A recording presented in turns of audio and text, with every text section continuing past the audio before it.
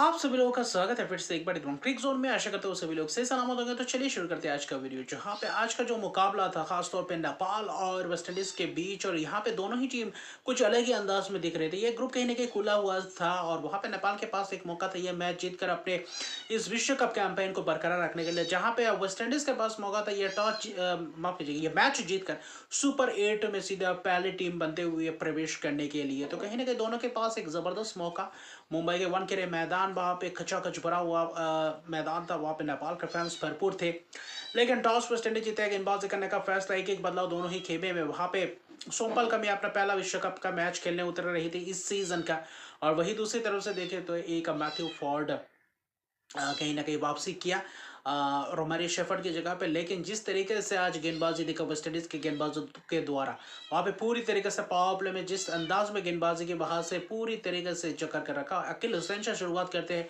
कुशल भुरतेल थोड़ा बहुत अंदर आती हुई गेंद टर्न वहाँ पे बोल्ड होते हुए नजर आते हैं। फिर कहीं ना कहीं एक आध चौका भले ही लगाते हुए नजर आते हैं। और वहाँ पे शुरुआती क्षण में मैथ्यू फॉर्ड और जेसन होल्डर, मैथ्यू फॉर्ड ने वही बरकरार रखने की कोशिश की, वो लाइन लेंथ, और वहाँ पे पूरी तरीके से सफलता अर्जित किया। वहाँ पे एक चौका लगाए थे, एक दो ओवर थोड़ा बहुत ठीक ठाक चौका आए थे। रोहित पौडेल की बात करिए, आसिफ शेख की, उसके बाद कहीं ना कहीं पूरी तरीके से पावर प्ले में अधराशय करते हुए नजर है मैथ्यू फॉर्ड। वहाँ पे कप्तान पौडेल का विकेट चटकाते हैं, एलबीडब्ल्यू का शिकार। फिर कहीं ना कहीं आपके होल्डर आते ही पहले ही गेंद में कहीं ना कहीं आसिफ शेख का विकेट चटकाते, तो कहीं ना कहीं शॉट्स उतना खास लगा नहीं।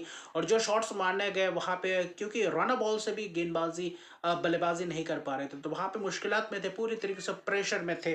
और क्योंकि ये मैच जीतना था, लेकिन मैथ्यू फॉर्ड ने अपने इस स्पेल में 4 ओवर में 10 रन देकर एक विकेट, तो विश्व कप के इतिहास में वेस्टइंडीज की तरफ से सैमुअल बद्री ने एक बार ऐसा किया था, 10 रन देकर 3 विकेट स्पेल। और आज मैथ्यू फॉर्ड ने किया वेस्टइंडीज की तरफ से 4 ओवर 10 रन 1 विकेट, बहुत ही महत्वपूर्ण स्पेल्स डालते हुए नजर आए।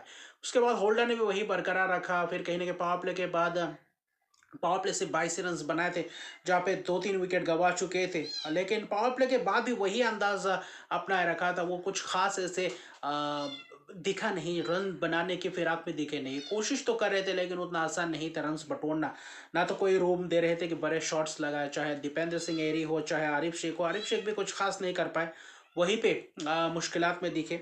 और जहाँ पे एक आध चौका आए थे गुडाकेश मोती और शमार जोसेफ के आने के बाद थोड़ा बहुत चौका देखने को मिला था, लेकिन आरिफ शेख वहां पे भी चलते बनते हैं, कैच दे बैठते हैं टॉप एज। वहाँ पे एक आध छक्का लगाया था, वहाँ पे आपके लोकेश बम आए हुए थे, कुछ चौके लगाए थे, अकील हुसैन को छक्का लगाया।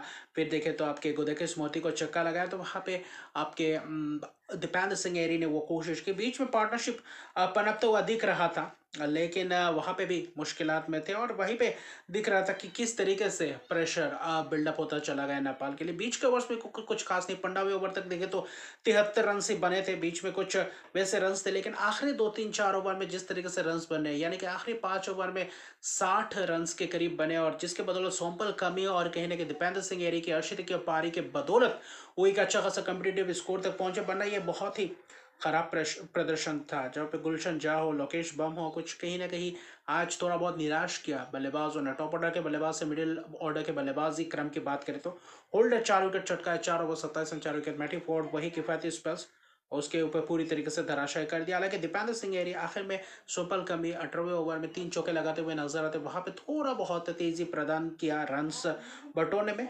और आखिर में शमार जोसेफ ने छक्का लगाते हुए उनके खिलाफ नजर आए, चाहे सोमपल कमी हो चाहे यहाँ पे दीपेंद्र सिंह एरी हो।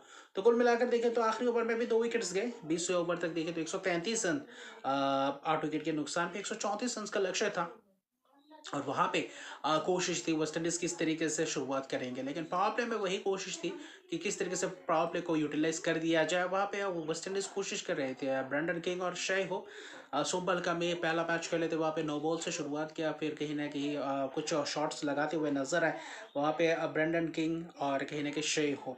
तो पहले ओवर से वही अंदाज दिखा, करण केसी हो ये सोमपल कमी, ओवर्स में चौके आते चले गए। बाद में सोमपल कमी को शिमरन हेटमायर और ब्रेंडन किंग ने करारा प्रहार करते हुए नजर है। तो पावर प्ले में अच्छा खासा रन बटोरते हुए नजर है। पावर प्ले के आखिरी ओवर में नंदन यादव ने चलता किया था ब्रेंडन किंग का विकेट, लेकिन वही एक ही विकेट गया 22 रन बनाए ब्रेंडन किंग। फिर भी लेकिन जो स्पिनर्स थे संदीप लमिचाने हो दीपेंद्र सिंह एरी वो कुछ खास प्रदर्शन नहीं कर पाया और वहीं पे बरकरार रहा। शिमरन हेटमैन ने भी छक्का लगाया वहाँ पे आखिर में, कुशल पुरतेल हो या आपके नंदन यादव हो, छक्के चौके। शाही होप ने भी वही कप्तानी पारी खेलते हुए नजर आया। आखिर में मैच भी अच्छी तरीके से फिनिश किया और शाही होप ने जबरदस्त अर्शदीप की पारी तब्दील किया। पहले 2 मैच में उतना खास बल्लेबाजी से रन आ नहीं पा रहे थे शाही होप कप्तान के बल्ले से, लेकिन आज वो अर्शदीप की पारी 44 गेंदों में 61 रन की नाबाद पारी 3 छक्के की मदद से, और शिमरन हेटमायर 32 गेंदों में 46 रन की एक नाबाद पारी। भले ही अर्शदीप की पारी से चूक गए लेकिन मैच जिताऊ पारी खेल कर गए। आखिर में 9 विकेट की एक जबरदस्त जीत। 28 गेंदे बाकी रहता है और ये चेज कर जाते हैं और नेपाल लगातार 2 मैचेस में 2 बड़ा शिकस्त का सामना करना पड़ता है। और जबरदस्त गेंदबाजी और 3 मैचेस में लगातार 3 मैचेस जीते वेस्ट इंडीज। इसके साथ साथ सुपर 8 में क्वालिफाई कर चुके होते हैं और बहुत ही जबरदस्त अंदाज में प्रदर्शन किया। कहीं ना कहीं नेपाल निराश रहेंगे क्योंकि अभी भी आखिरा एक मुकाबला बाकी है, लेकिन ये ऑफिशियली इस विश्व कप से बाहर हो चुके हैं। नेपाल तो कहीं ना कहीं नेपाल से अपेक्षा थी, जिस तरीके से इंग्लैंड के खिलाफ बहुत ही क्लोज एनकाउंटर हुआ था, लेकिन वहां से वो प्रदर्शन दिखा नहीं पाया। अगले 2 मैचेस में, चाहे इटली के खिलाफ हो चाहे आज वेस्ट इंडीज के खिलाफ हो, वो जुझारूपन पारी देखने को वहाँ पे स्ट्रगल करते हुए नजर है। बल्लेबाजी से इम्प्रूव और करना पड़ेगा और गेंदबाजी भी थोड़ा बहुत और बेहतर करना पड़ेगा। लेकिन वेस्ट इंडीज इस विश्व कप में आने के बाद कुछ अलग ही वेस्ट इंडीज कैरिबियाई फ्लेवर देखने को मिल रहा है इस स्क्वाड में। और कहीं ना कहीं शही होप कप्तान नाबाद रहते हैं और अपना टीम को जीत दिलवाते हैं और इसी के साथ साथ पहला टीम बनते हैं इस विश्व कप में वेस्ट इंडीज जो सुपर 8 में प्रवेश कर चुकी है। तो अभी के लिए इतने रखते मेरे चैनल को सब्सक्राइब नहीं तो मेरे चैनल को सब्सक्राइब कीजिए, लाइक शेयर कमेंट जरूर कीजिए। तब तक के लिए गुड बाय।